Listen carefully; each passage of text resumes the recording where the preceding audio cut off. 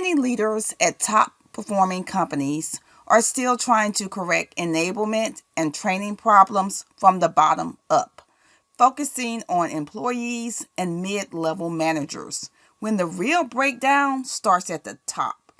Here's what's going wrong and how to fix it. Number one, start with clear executive expectations. If your C-suites and VPs don't align on what success looks like, teams end up spinning their wheels. Define and document the strategic direction before assigning tasks. 2. Stop changing a course without documentation. What's up with that? Are you seriously relying on your memory? Leaders often shift priorities on the fly without no written record.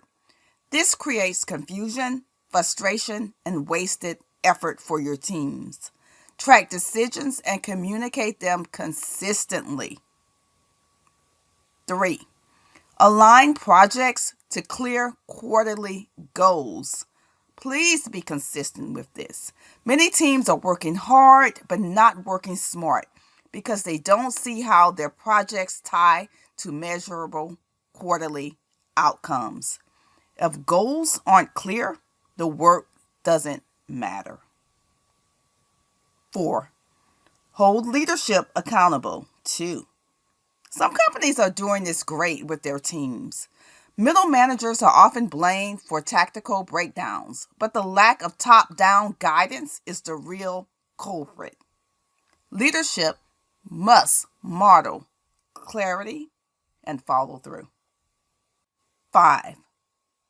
Fix it from the top, not the bottom. True enablement starts at the top.